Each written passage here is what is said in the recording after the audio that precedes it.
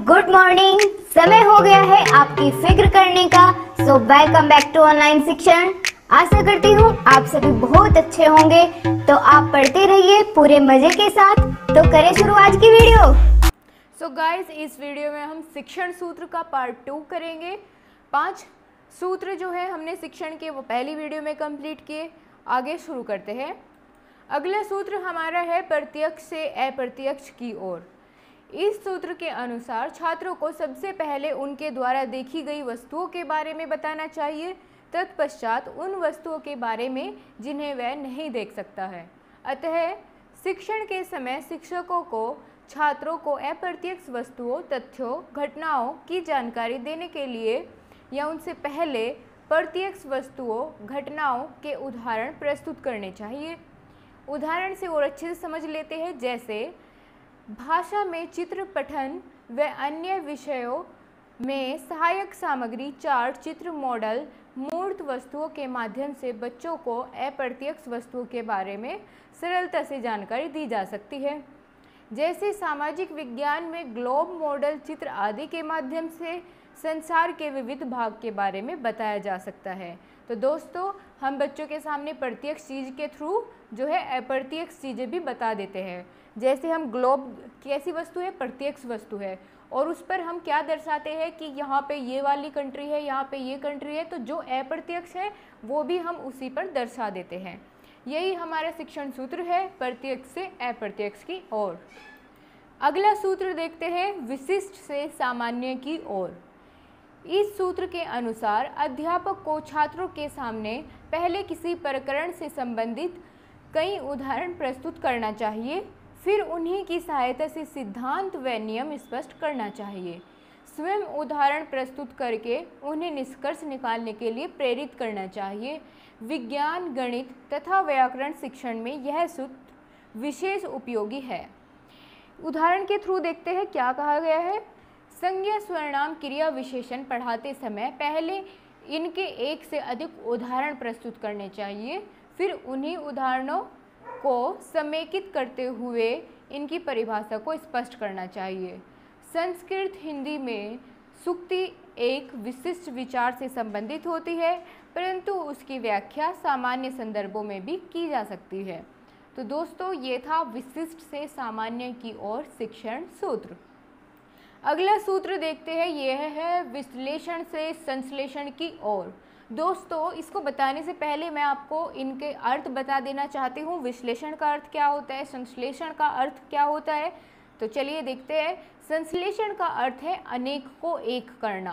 कहने का अर्थ ये है कि जो जानकारी या जो पाठ्य वस्तु हम पढ़ाना चाहते हैं वो अलग अलग हिस्सों में पहले से अगर डिवाइड है तो उसको एक साथ इकट्ठा करके एक बार में उसको समझाना होता है संश्लेषण।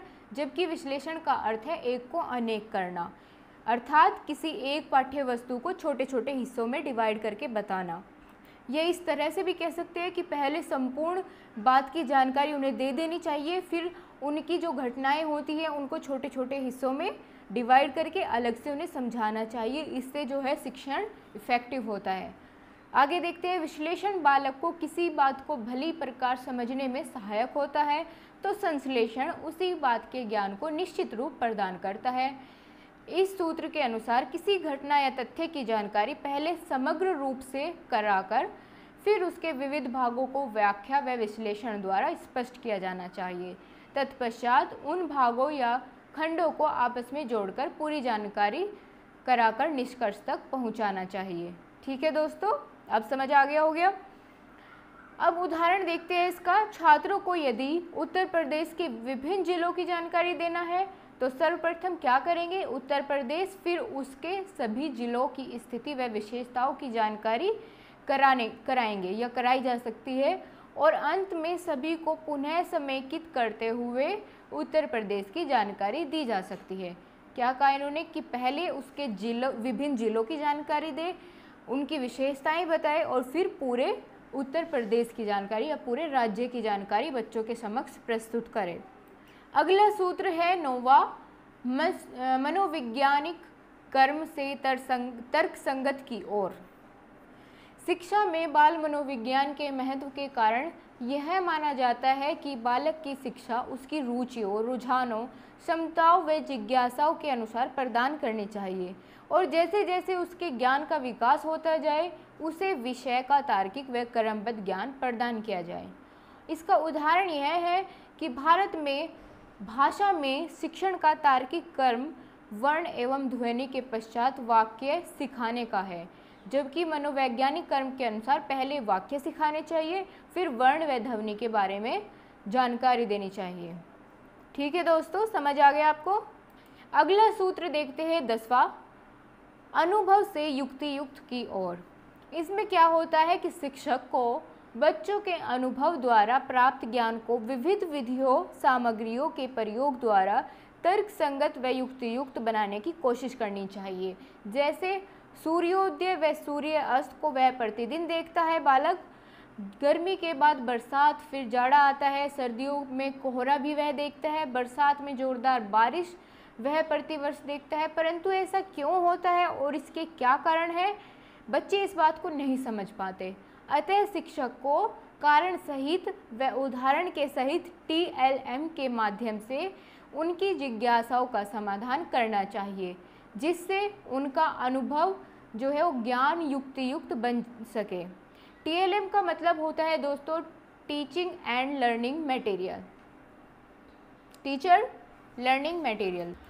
टीचिंग लर्निंग मटेरियल के थ्रू इसमें बहुत सारी सामग्री आ जाती है जिसके द्वारा हम बच्चों को सही से समझा सकते हैं अपनी बात को।